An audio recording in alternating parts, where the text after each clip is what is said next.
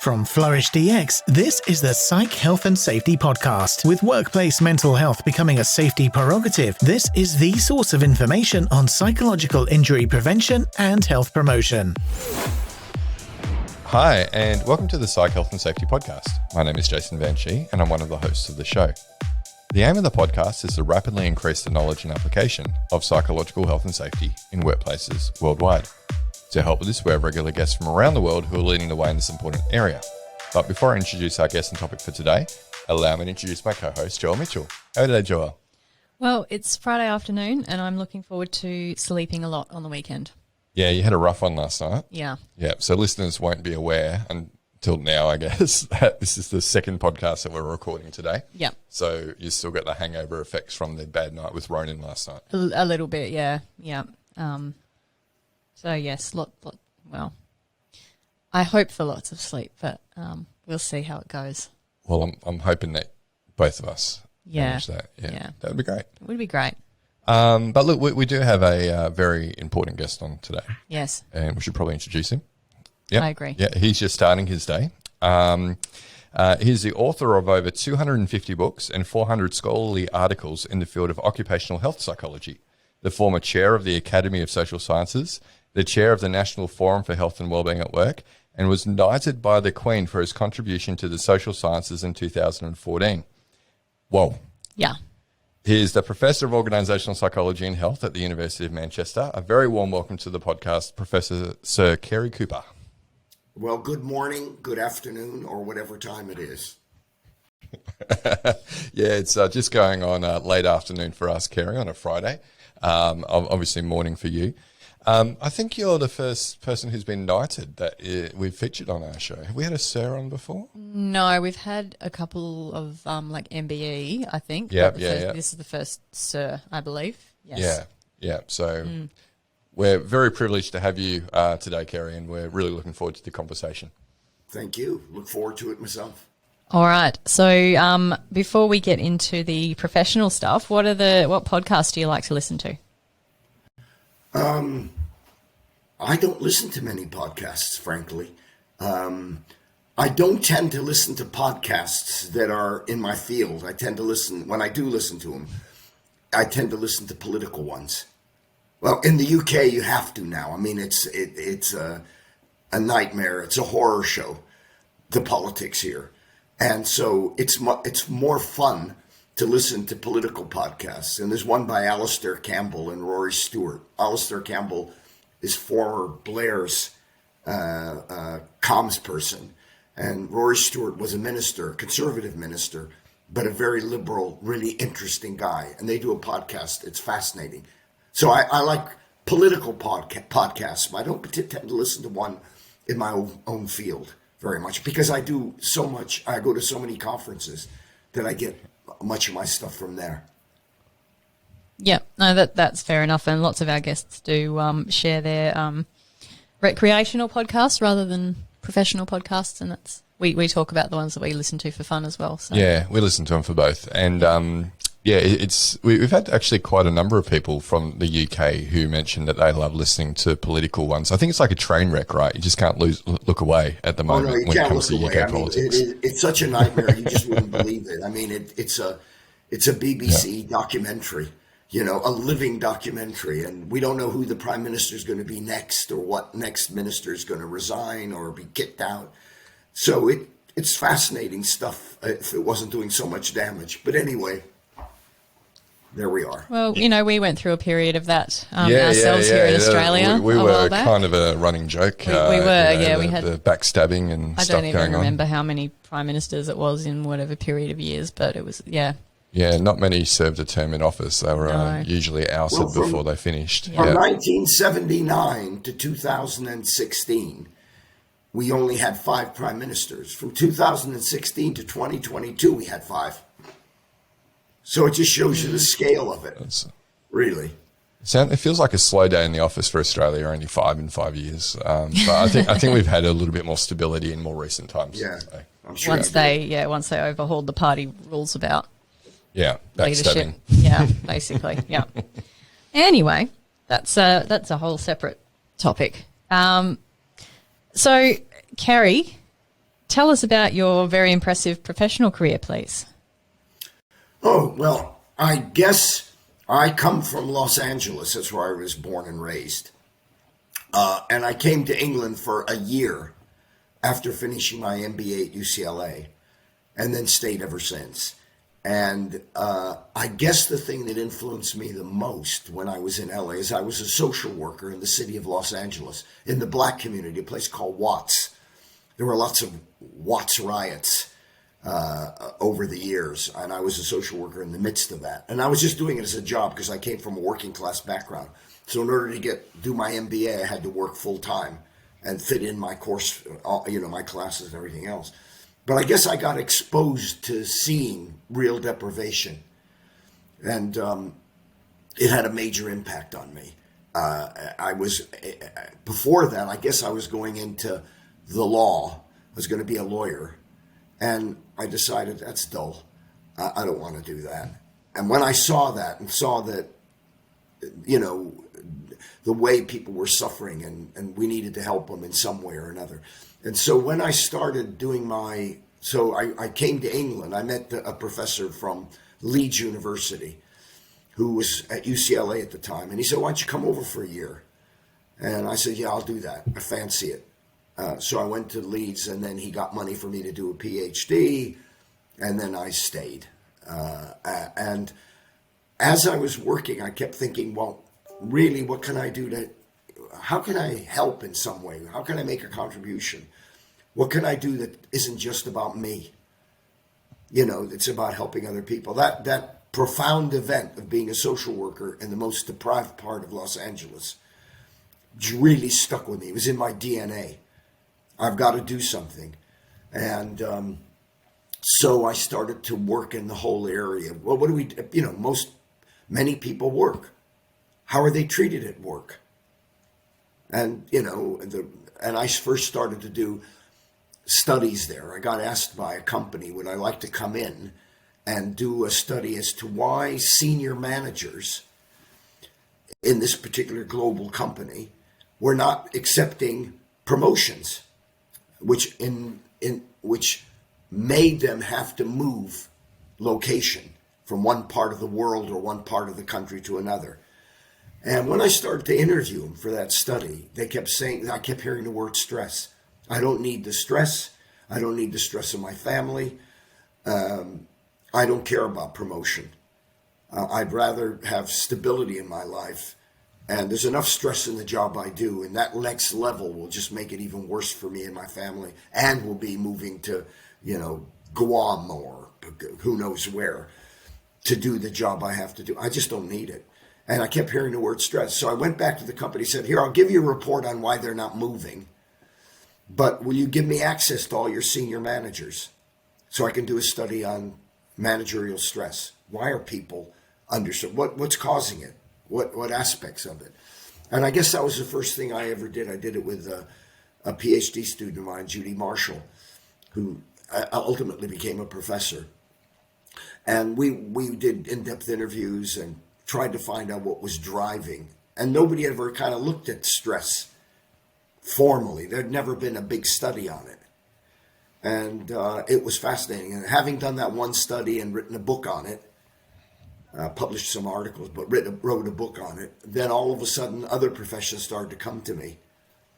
Professional bodies, doctors, nurses, police, you name it. So all of a sudden, the next thing I know, I'm on top of a volcano, and stress in those days in the 1970s and 80s was pretty high. The stress levels. It was even then becoming the leading cause of sickness absence, that and musculoskeletal diseases. But even musculoskeletal diseases were high because people could legitimately say they were off work for backache. When actually they were really off work because they just wanted to get away from it because they were not coping well. So musculoskeletal started to decline over the next decades after that because stress was more acceptable to talk about being stressed and having depression and mental health issues and so on. So I guess I didn't plan this. It just fortuitously happened.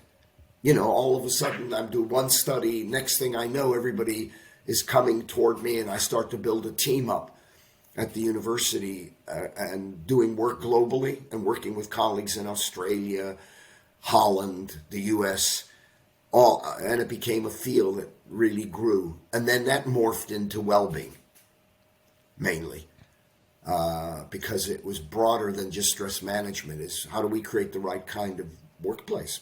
How do we create a workplace where people feel valued, trusted, they want to come to work, they can work flexibly if they want to, all of that. They're managed by praise and reward rather than fault finding, and how do we create that kind of culture? So I didn't intend to do this. I mean, I was going to be in law school making a packet of money as a lawyer, right?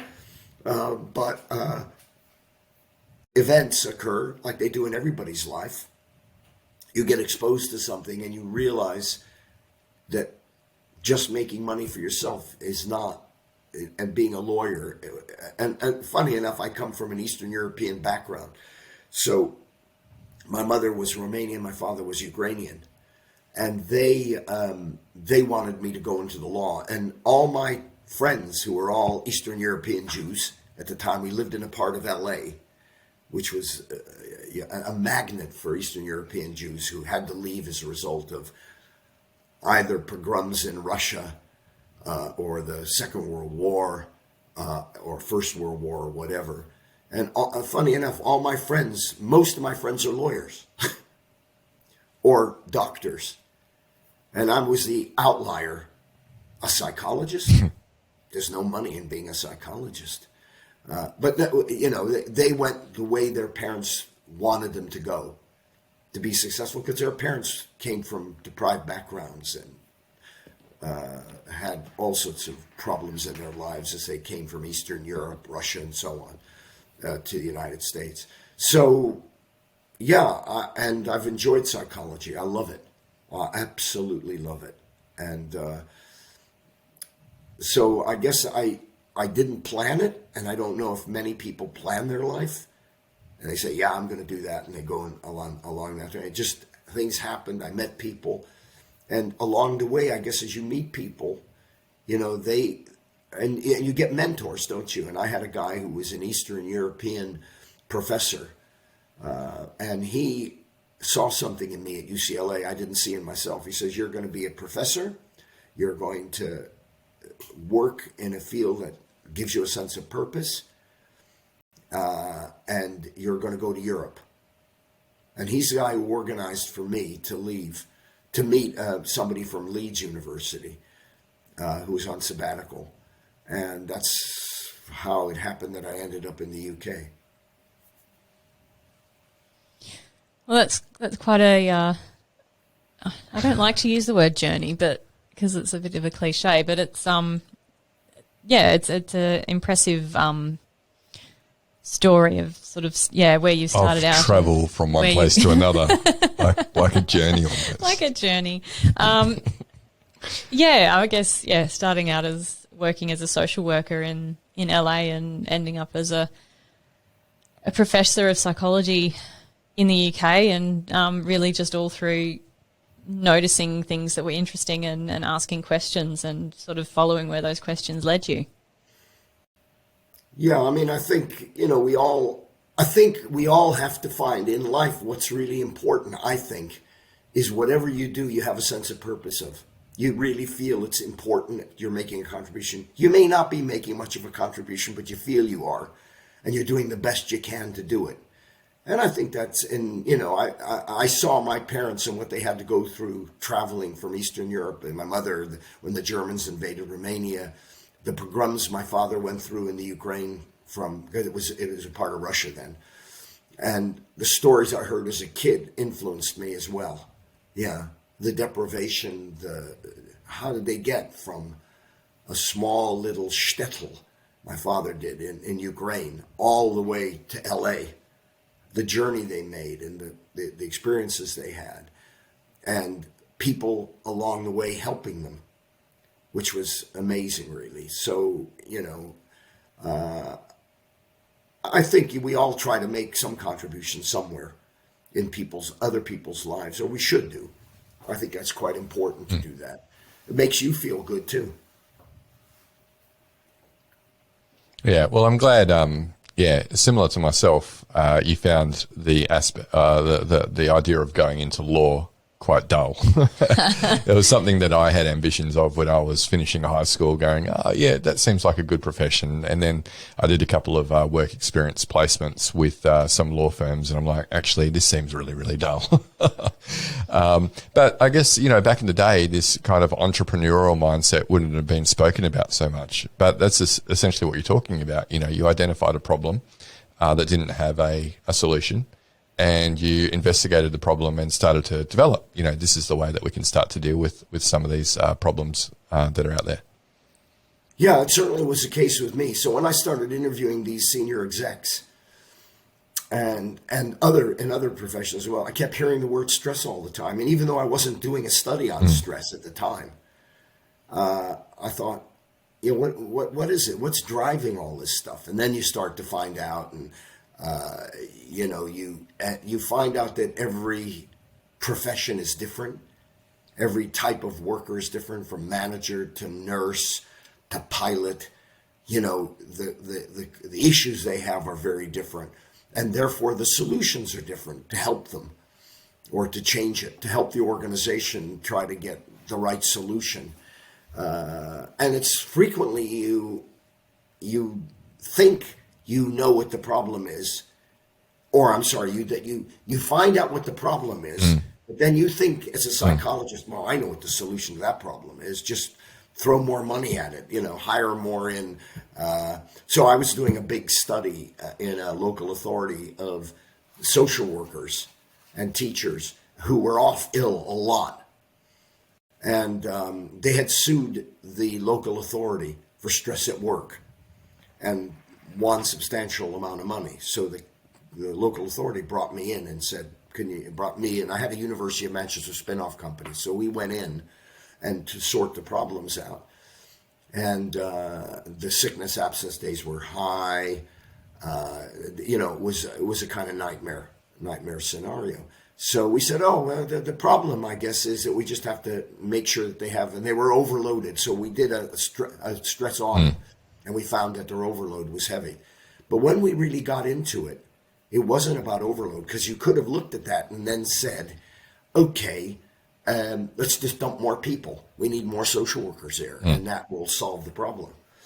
And when I've discovered one thing, is that as a psychologist, you can do a study, an audit, you can find out, you get all the psychometrics in the world, you find out what the problems are.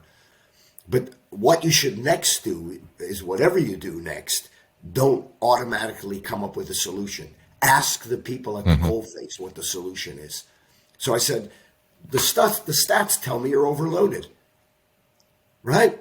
So should we just get more social workers? And they said, no, that's not the problem. And the problem in that particular scenario was that they didn't have really very good social work managers.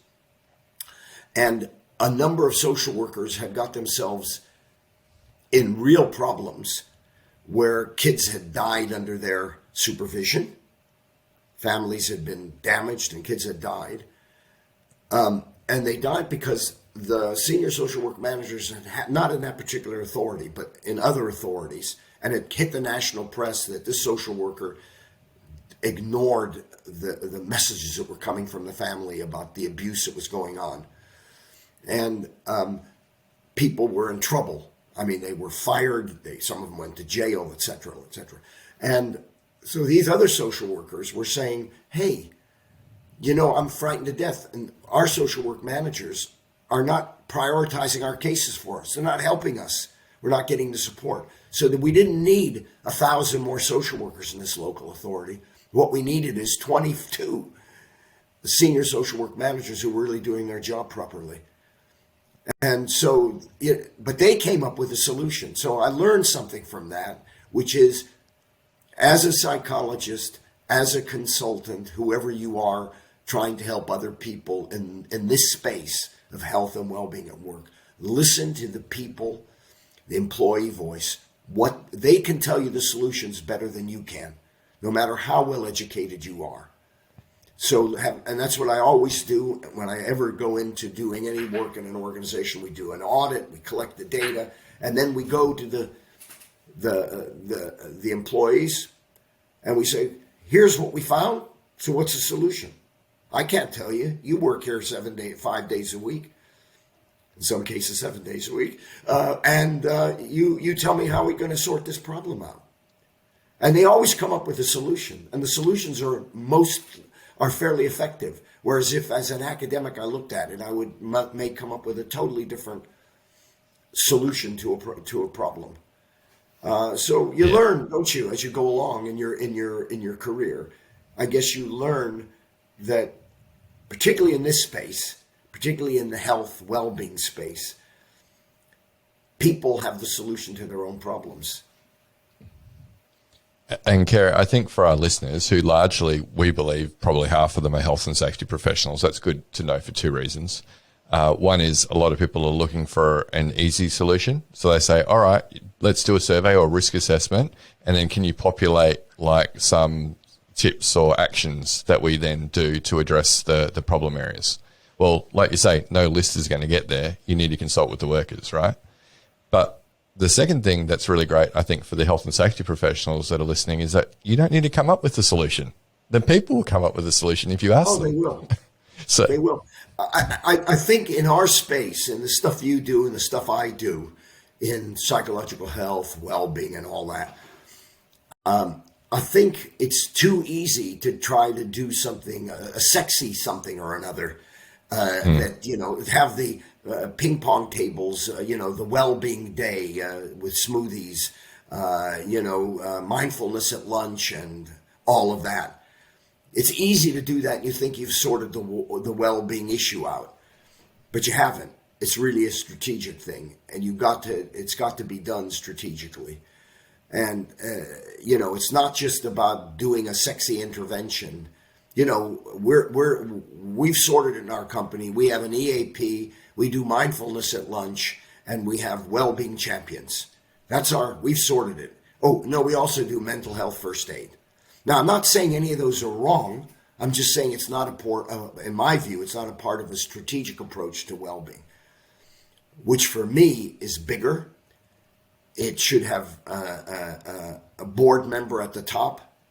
We have something very interesting in the UK. And I run the National Forum for Health and Wellbeing at Work. It's made up of 44 global employers. They're HR directors and chief medical officers of some of the biggest companies: BP, BT, Shell, Microsoft. Okay, go on and on. GSK, Rolls-Royce, etc. Also, the UK government's in it, the civil service, BBC, and the like. Okay, what they say. We've been working now for 5 years. We meet on a regular basis. We have no funding. We do this all off our own bat, these senior people. In fact, our meeting was yesterday. We had a meeting. It had to be online because there was train strikes and all sorts of things going on here. So we met online. We meet in person and online. And what we said early on, we said that what needs to happen is this has to be strategic. First of all, you have to have at the board of every organization, public and private sector organization, is a director, a non-executive director who's responsible for employee health and well-being, to hold the organization accountable. Number two, you need metrics to measure whether well-being is working or not. So what are the metrics? How do we know what does good look like? How do we know that we're actually delivering on the health and well-being thing? Well, there's subjective metrics, job satisfaction levels, how you perceive your line manager, how you perceive your hours of work. Then there are objective ones like labor turnover. How many people are leaving? Stress-related sickness absence. And a lot of organizations, by the way, are measuring that now, even presenteeism now. Okay, so you get these metrics. And we did that. We ran a one-day conference in National Forum at BT headquarters, chaired by the chief medical officer of BP. That was one of the subgroups in my National Forum. And we came up with the metrics. We came up with the structure. So we have to have a board member responsible. Then we have to have somebody who's an operational person below that, somebody we have that in the UK in big companies now. We have directors of health and well-being who report to an HR director or a chief medical officer or to the CEO. They could go to any one of those. Sometimes they're dotted line to all three. That person operationalizes, looks at the metrics on a regular basis, says, job satisfaction levels over the last 3 months have dropped in that part of the business. Why? What the hell's going on? And deals with it. Labor turnover is high. Somebody on the board who's responsible for employee health and well-being says, the sector averages 3%. You're running at 12. What the hell's going on? Going back down the line to the director of health and well-being, get it sorted. Right? So we need a structure to make it. And sometimes the issue is training. Sometimes the issue is not training, but something quite important. For example, we have found that I don't know if you know what the right to disconnect law is. I think New Zealand has it, doesn't it? New Zealand has a right to disconnect. France does. I don't think New Zealand does yet, but France does. Okay. France has it, Portugal has it, and the EU is looking at it. Those two countries, here's what their law is. So this is one thing that we have found is a big issue. You're damaging people's outside life by being on 724, sending emails to people at night when they're on holiday, at the weekends. Now, the right to disconnect law says in France and in Portugal that that line managers cannot send an email out of office hours to their subordinates. It's against the law. And not only that, a company's actually been fined 60,000 euros for breaking it in France. So you can get fined by the government for doing it. Now, I'm not necessarily in favor of a right to disconnect law because that means you can't work flexibly. So, right? So if Joelle has a kid and decides she wants to pick him up at 3 o'clock and spend 3 or 4 hours with her child, and then work at night, if, like Volkswagen does, closes their server at night, she won't be able to do it. So if you are not allowed to send emails at night, then you're going to have problems if you want to structure your day so you get good work-life balance and you spend time with your family. So the point I'm trying to make is that's another part of a structure. So first you have the structure for well-being. The board director, the director of health and well-being is operational, the metrics to measure it. Then you look at things like the line manager, which is really the big issue. So my national forum 5 years ago when we started, all these HR directors and chief medical officers, Cary, if we had a line manager from shop floor to top floor who had good EQ, emotional intelligence, we wouldn't have half the problems we have in stress and mental health. Because what we do is promote people to managerial roles and recruit them based on their technical skills, not their people skills. That's a biggie. That's, in my view, that's the number one issue. But they don't want to tackle that. Companies are not yet tackling that in a big way. And the reason they're not, I think, is because, I'm sorry, I'm whittling on and on, but anyway, I think that's right. No, I think if people listen to this episode in the future, it'll be a good summary of the 120 episodes that preceded it. What you're talking about at the moment is probably something that Clive Lloyd would say is, don't hire sociopaths as line managers. That's it's all tracking well, Cary. Yeah, but you know what? It's not just being a toxic manager or a sociopath. It just may be it's bad management. You don't know how to manage people, and that's you right. know what I mean. It's not like they're toxic. They're just incompetent. I mean, we've had that in the UK in our government. We've had a lot of people and ministers who are just incompetent. They're doing a job. They just don't know how to do their job, right? And that's why they're losing their job, because they're making big mistakes. So that applies to anybody. And that's basically, if I'm a marketing person, a really good marketing person, the only way for me to get up ahead is this way. We have a pyramidal system.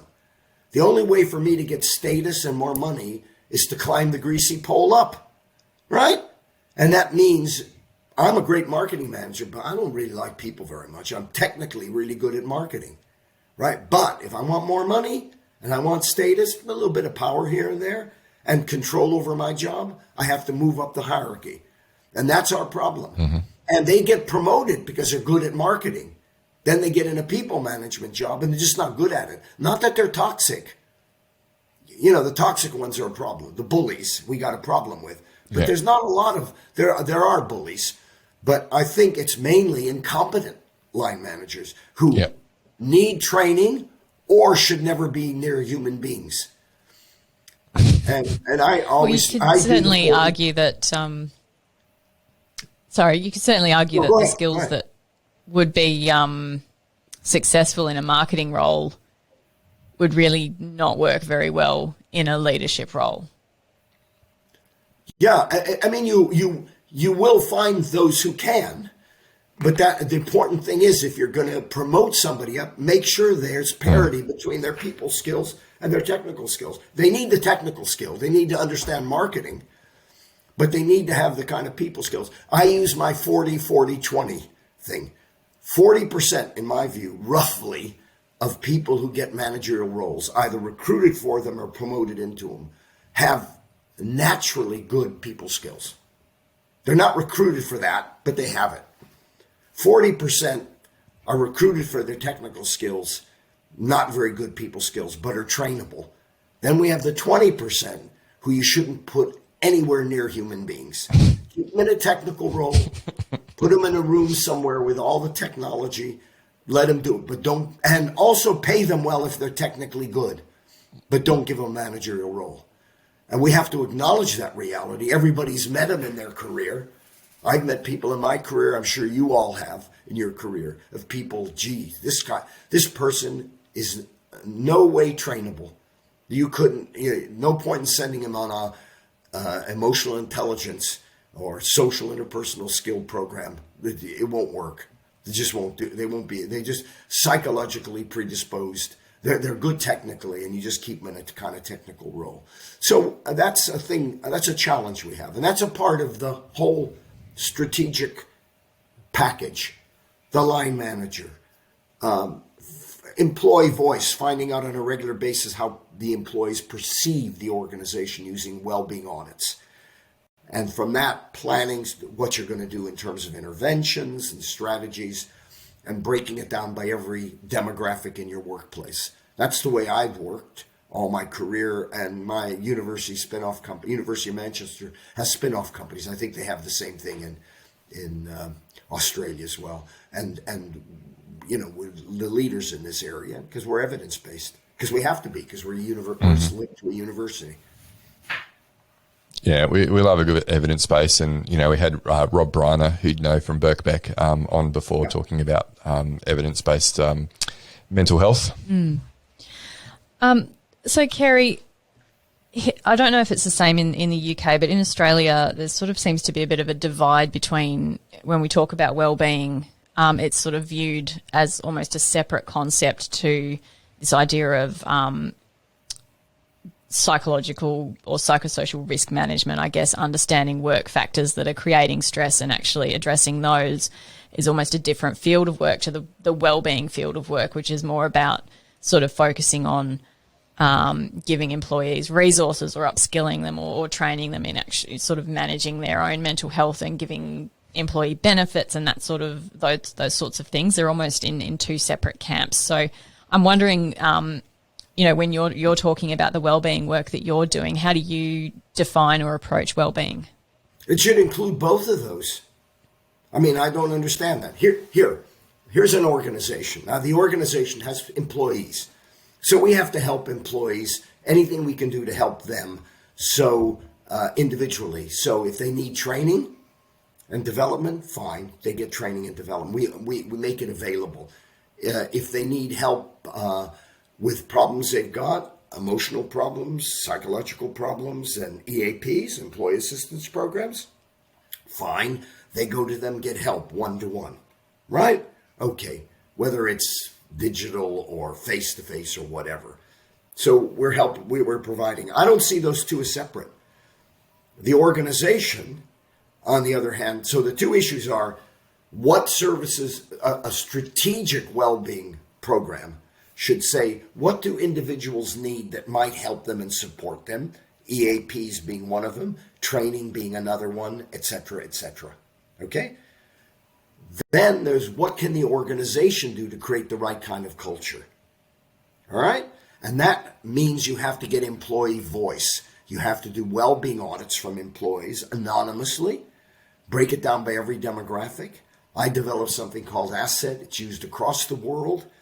We have data on a couple 100,000, I don't even know anymore. It's probably 400,000 people, maybe even more, because we don't collect all the data from other countries. We just let them use it. Okay, now that way you build, that way the organization says, what is it that we as an organization need to do to create the right culture? Okay, so we find out from the employee voice by you doing a well-being audit using a proper psychometric. We find out that part of the business has a glass ceiling for women. That has a long hours culture. Another one has a bullying management style. Boom, hit it, do it, sort it, right? Maybe something is across the whole board. Every sector has it, right? And if that's the case, then you have to do something about that. That's something that's endogenous to the organization. It's a problem the organization has. It could be in some, for example, I can think of an investment bank who said, the chief exec said, you can't, nobody can work from home. You have to be in 5 days a week, right? That's a problem because that's not what the employees want. Not that they don't, some would like to be in 5 days a week, but some might want to be 3 days a week. Some want flexible working arrangements, right? So if you do an audit, you're going to find that's, and if you find that across the board and you don't do anything about it, just lose people. They'll go, they'll disappear. So there are some, most of them, most organizations don't have one factor that goes across every part of the organization, every department, every demographic, women, men, younger employees, older employees, etc. But you break all the data down, you know, you can pinpoint. Come on, our job, I think, is to be, you know, I see us as GPs, all right? And you're walking toward your GP because you're not feeling well, and your GP starts to write the prescription out before you open your mouth, right? Or only spends 2 minutes with you and says, yeah, it's a virus. I'm giving nothing. Or I'll just, it's a, you know, he's got a sore throat. I'll give him that. Rather than doing a proper diagnosis. So our job is to do a diagnosis, find out what the problem is, then intervene. Working with the people who've got that issue. And the issues are different. So if we say there's block careers for women in one part of the business, what are we going to do about that? You know, what's Cary, it's such that diagnosis I think is and it's something that we spoke about with Rob Reiner as well. There are so many solutions out there looking for problems to fix. A lot of people don't want to do the unsexy diagnosis up front. Yeah, I think the notion that you know, everybody should do, you know, mindfulness at lunch is going to sort all your problems out. I mean, it's nice to do mindfulness. There's nothing wrong with that. I like smoothies at the Wellbeing Day, but it's not the solution. I don't like having to cycle to create the smoothies at the Wellbeing Day. I prefer if they just gave it to me. Yeah, yeah. I think you just have to use a. I hate saying it, but a kind of medical model approach is it. The best kind of GP says somebody comes in and you listen to them. So from a well-being perspective, organizationally, you find out employee voice, and you do it in a way that people can express their feeling without feeling vulnerable, anonymously. Yeah, and we totally agree with that, Cary. Like the amount of organisations who are just going, okay, what's the solution to our problem? And we're saying, no, you actually need to consult with staff, understand the issue, and in fact, you know, we have a tool similar to something what you've developed yourself. Right, where it helps to consult with staff at scale, at depth and breadth. But you know, companies need to use that information to understand what the issues are. But every now and again, we go, well, you know, people ask, oh, what's the benefit of Flourish DX? What's the ROI? I'm like, well, we're not telling you what the intervention is. We're helping you to understand the issue, It's up for you to work with employees to determine, as you've been saying, the best course of action to address the issue, because they're going to know the problem and they're probably going to know the solution. We can't go in there as an academic or as a psychologist and go, well, this is the solution to your problem. Well, I must admit, though, I think it's important for organizations when they do interventions to collect the data before and after interventions, if they can. Yes. If they know there's high sickness absence rates, if they know there's high labor turnover, if they know there's a lot of job dissatisfaction among employees, collect the data. We should be doing that. My national forum, we wrote a book together, a case study book called Managing Health and Wellbeing at Work During a Crisis. And we looked at 14 companies that are a part of our national forum, did each one of them, the chief medical officer or the HR director or the director of health and wellbeing, wrote these chapters about what they were doing during the pandemic and what the stats were, what the outcome measures were of the interventions they did, where they could do it. Because I think it's important to collect that data. The organization should have that data and collect it and say, well, we tried that intervention, but guess what? It didn't work. However, if we tweak that, I think it will work the next time. Let's try that and see what happens. That's continuous. That's a continuous improvement, right? Like, you need data to be able to inform continuous improvement. Yeah. You do see a lot of times where the baby's, tossed out with the bathwater because they're like, oh, that didn't work, without going, well, actually, if we make some tweaks, it will work. So unless you've got data, you're not really going to understand. Oh, we're close. If we make this tweak, we're going to get there next time. Yeah. But as a consultant, you have to be open to saying something's not working. Sometimes it just doesn't work. You think, I'm going to try that. Employees said that was the solution of it. I think it sounds reasonable. Let's try it. No, didn't work. However, I found out why it didn't work. And it's learning. And then what you do is you change it, you tweak it, you do it, and then you find the results start to be more positive. So, it's like doctors. They try a drug on you. That antidepressant doesn't work. Let's try another one.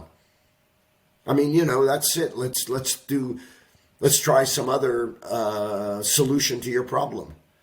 And that's the way we should be doing it, because none of us have the answer. 100% the answer.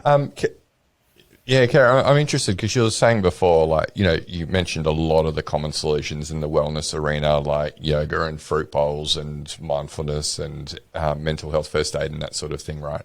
And there's nothing, we agree, there's nothing inherently wrong with those things, but often they're not strategic. It's just, let's just throw solutions at the problem of workplace stress. So we feel it ourselves, but have you felt it that there is a move to become more strategic and systematic about how companies go about well-being and psychological health, as opposed to just throwing solutions at the problem?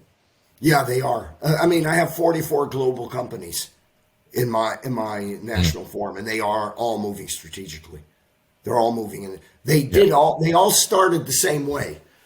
Mental health first aid, mindfulness at lunch, making managers aware of the symptoms of stress in their employees, that kind of stuff, right?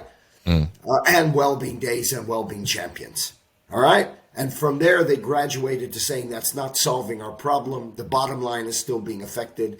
We still have mental health.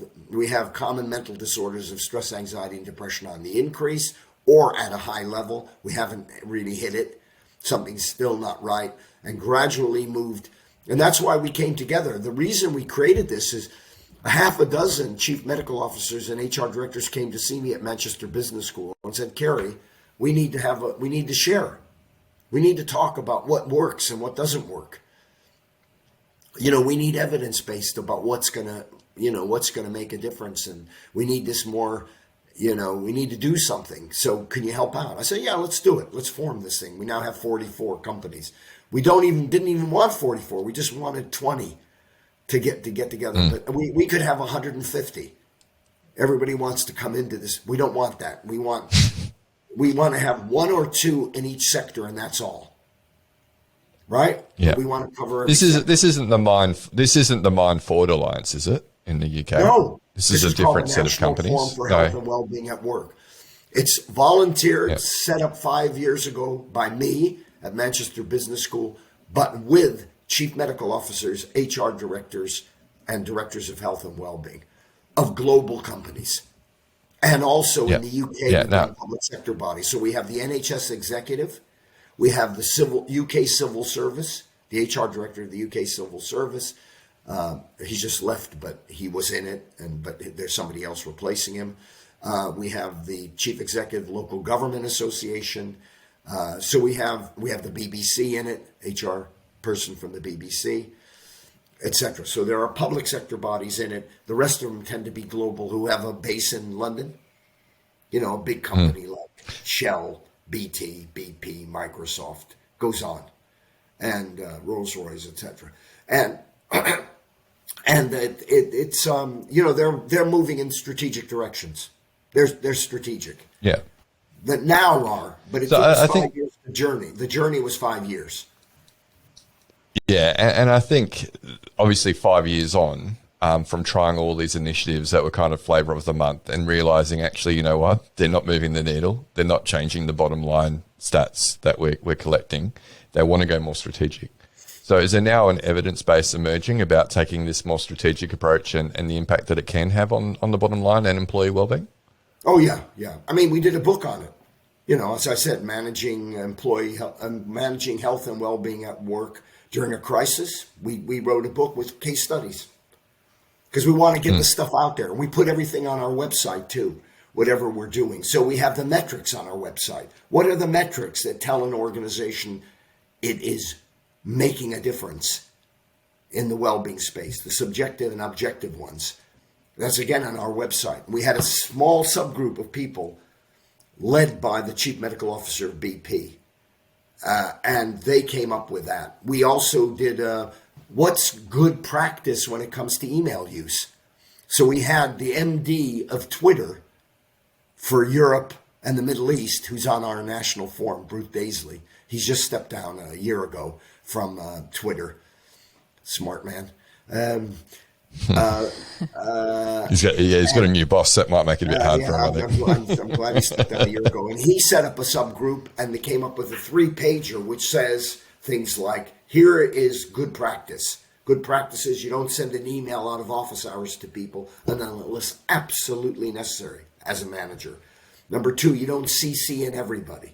Number 3, you don't send an email on a Friday night saying you don't have to answer it until Monday morning, when you know damn well when a subordinate gets that, they're going to do it. It's going to disrupt their family.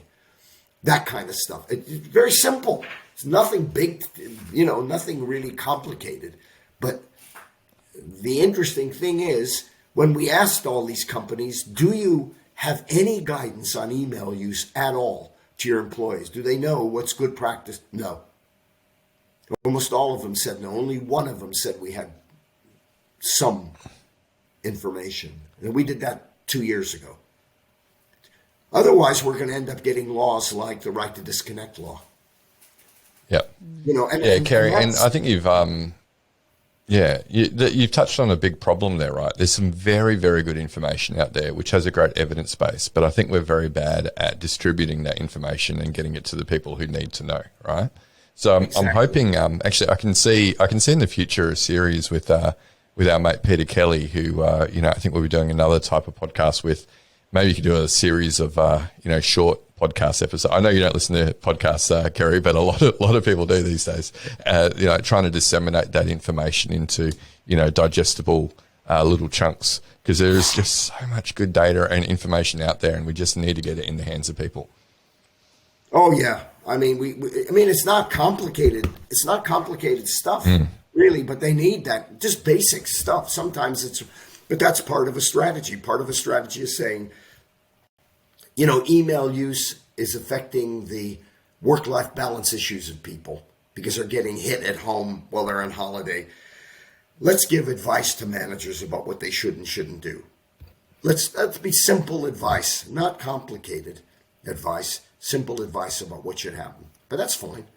So you help the individual that way, and you help the individual in a variety of other ways, but you also then try to change the culture too. And that changes the culture because you tell every manager from shop floor to top floor, don't do this.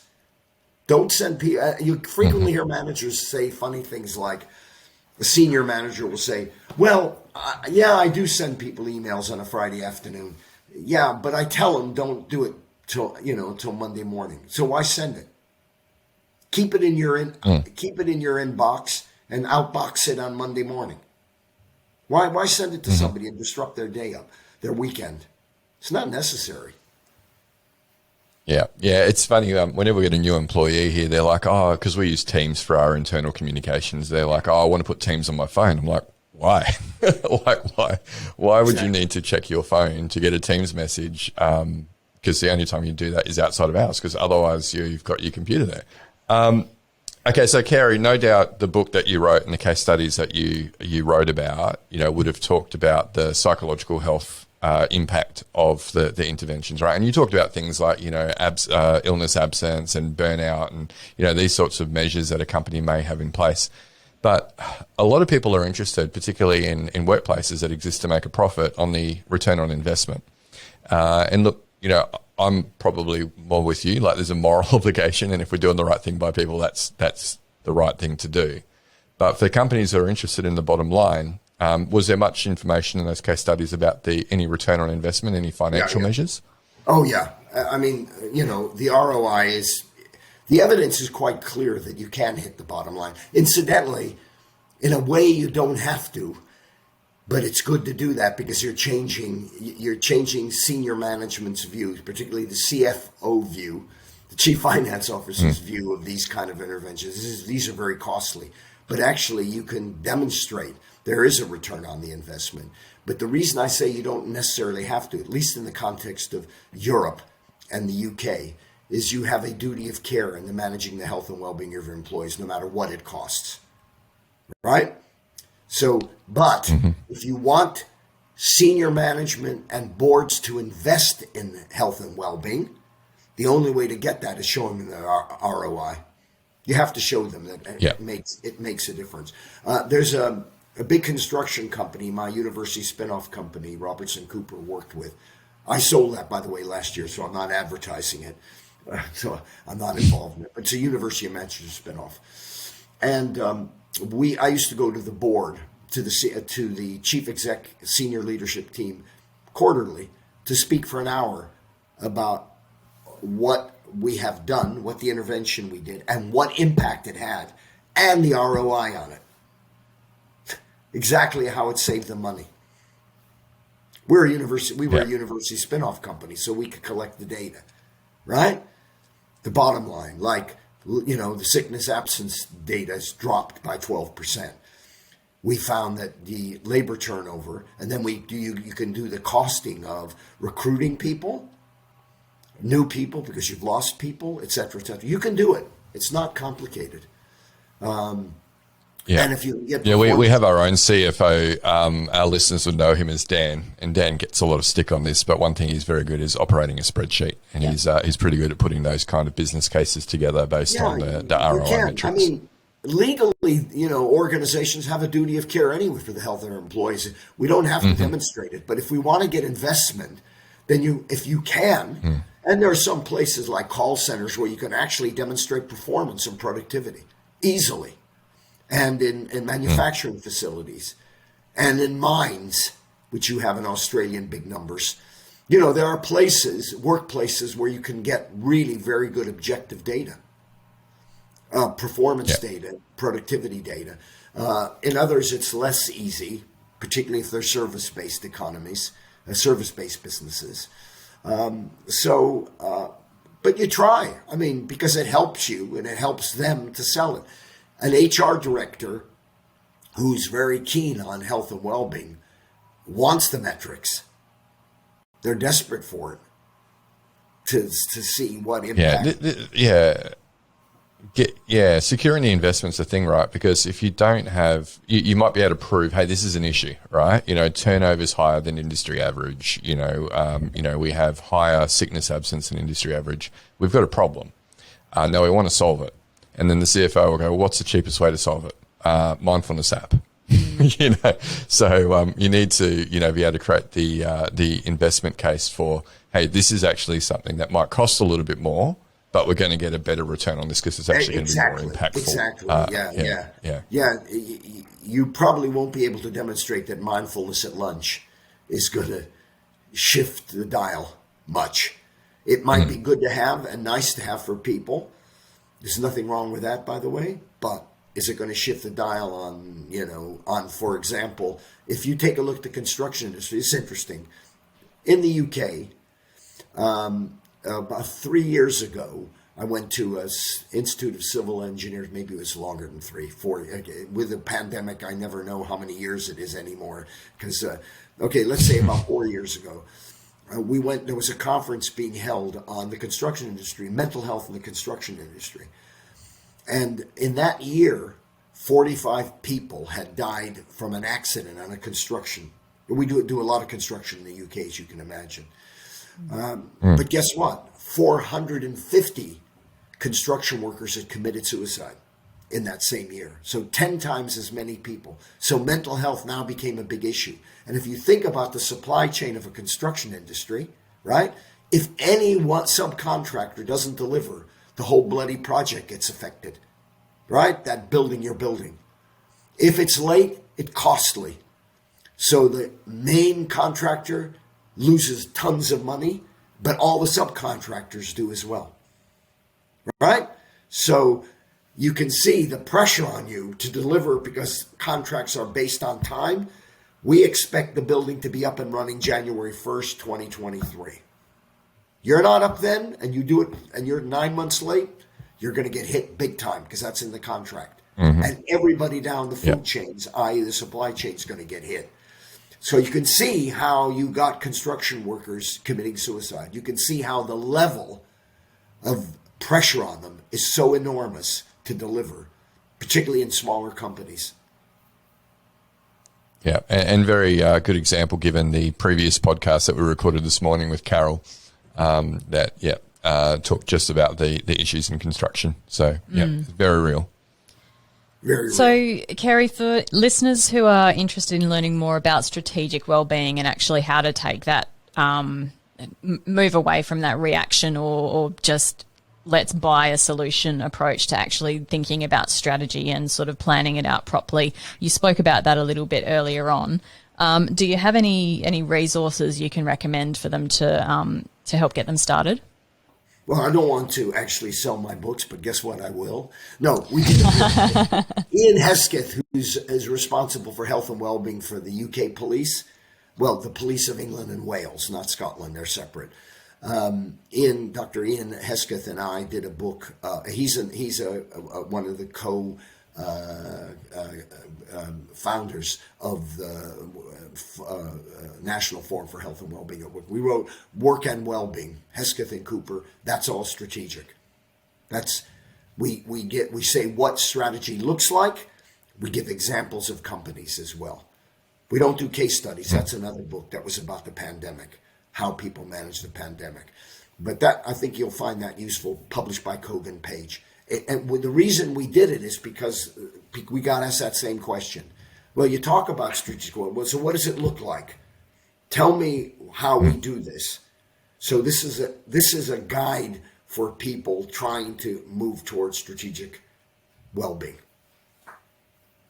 Fantastic. And we'll drop a link to that in the show notes for listeners to on access. Amazon. So and I'm really glad to, I'm really glad to hear that, Cary, as well. I mean, I was at a wellbeing conference in London just last month, and it felt like I went back 5 or 10 years in terms of what the conversations are around in Australia versus what's happening in London. I still saw a lot of that non-strategic, just a lot of solutions being sold in.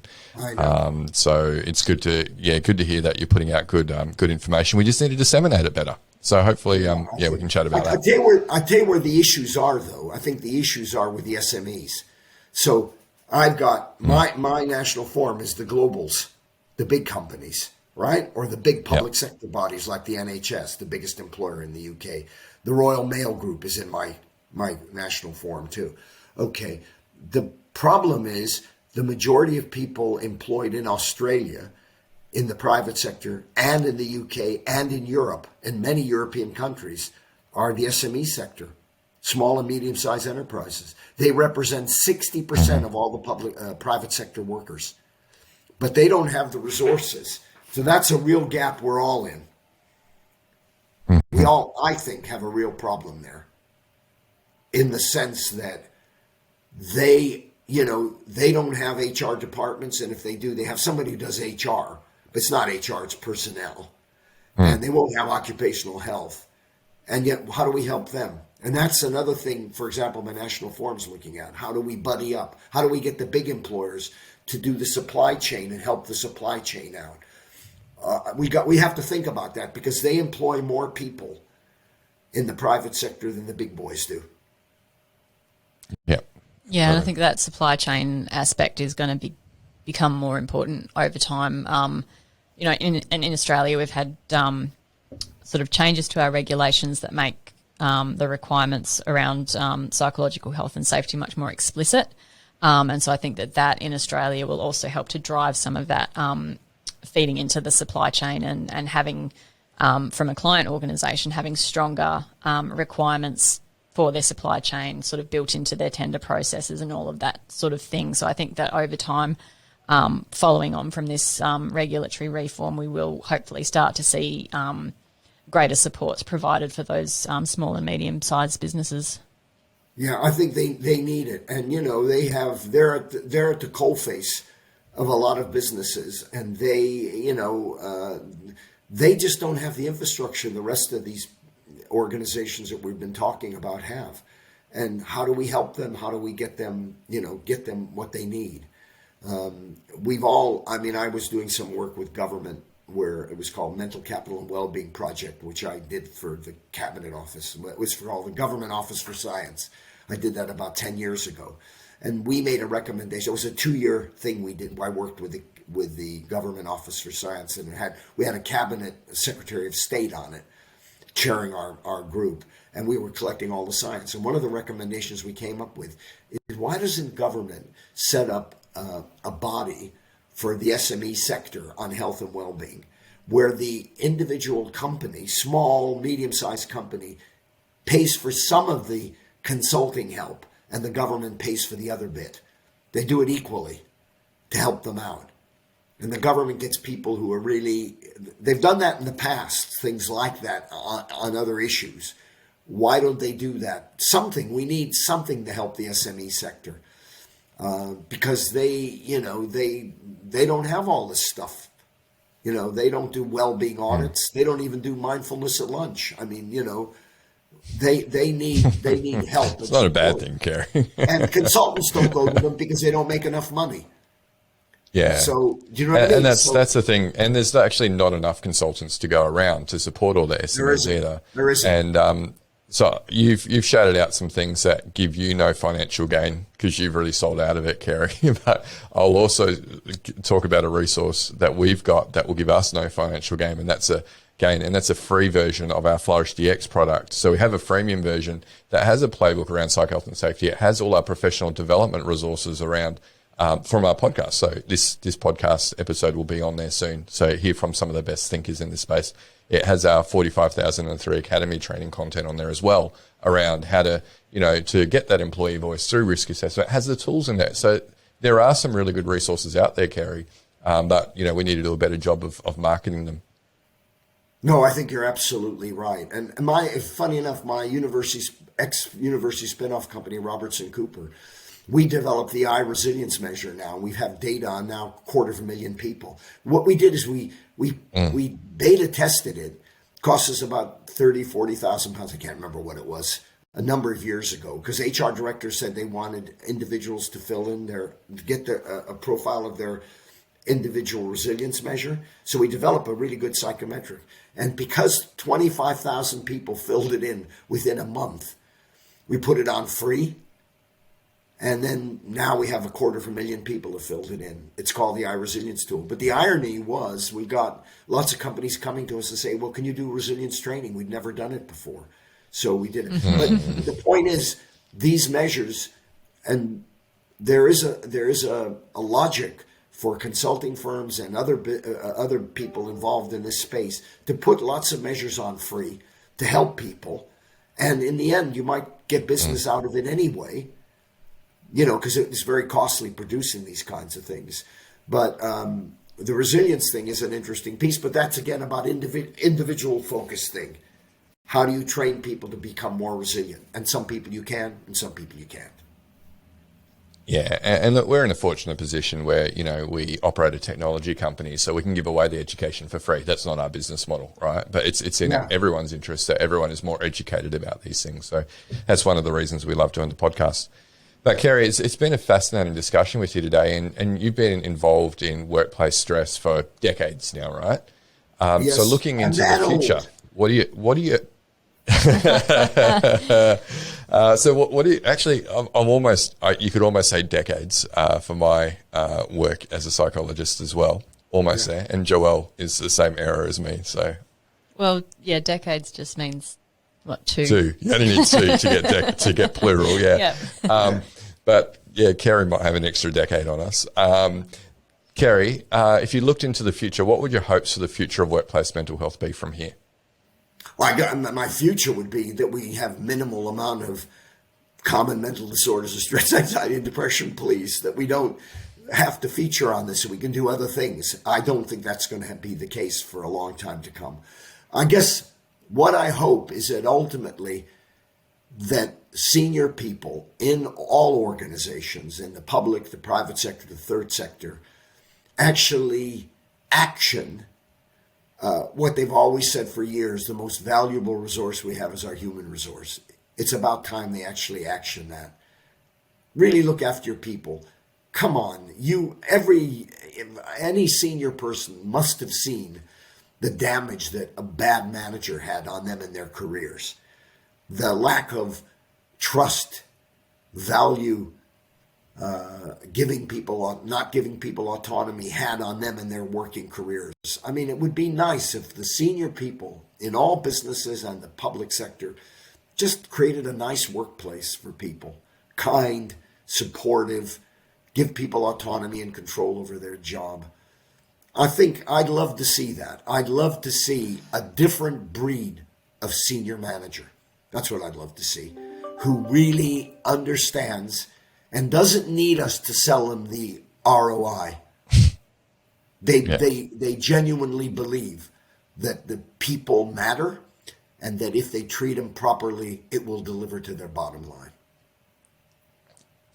Terrific. And yeah, I think that's just a prerequisite for the outcome that you're hoping to achieve, which is reduce levels of stress, depression, anxiety in our workplaces. Yeah. Absolutely. So, Cary, do you have any words of advice for listeners who would like to work in this field of workplace wellbeing or psychological health and safety? We need you. We need you. We need people to work in this field. I don't think it's a difficult sell, actually, to be honest with you. If you look at HR professionals in the UK, and I was president of the CIPD, which is the big professional body. We have 160,000 members. I just stepped down last Christmas. I'd served 2-3-year terms. And when I look at HR professionals, we're the accrediting body in the UK, Ireland, and a range of other different countries. Okay? And the number of people interested in good work, quality of working life is massive. HR professionals are really into this stuff. It's no longer just pay and rations anymore. I don't think it's a hard sell. We need people who are passionate, who care, and, it's a great profession because you're helping other human beings. You're the industrial social worker of our times. I like that. The industrial social worker? Yep. Yeah, no, it's great. Look, Cary, we're very grateful to have you on the podcast today. Thank you for your decades of work and research in this area. And hopefully we can keep in touch because, I think we both have some similar goals. We do. Great. Yes. Thank you very much. I enjoyed it. Yeah, terrific. Well, listeners, that brings us to the end of today's episode. Remember, we do video these recordings with our guests, so you can check out the video of today and previous episodes on the Flourish DX YouTube channel. We also take some snippets of the best parts of these conversations and put them on our Flourish DX LinkedIn page, and there'll be a few for Joelle to choose from today. While you're over on LinkedIn, you'll find that myself and Joelle frequent there quite a bit, so feel free to continue the conversation with us. And look, that's how I connected with Cary as well over LinkedIn, so I can see he's quite responsive too, so I'm sure he wouldn't mind you reaching out to him if you had some follow-up questions. But listeners, that's it. We'll catch you next episode. You've been listening to the Psych Health and Safety Podcast. To stay up to date with the latest on psychological injury prevention, follow Flourish DX on LinkedIn and subscribe to the Psych Health and Safety Podcast at www.psychealthandsafety.com.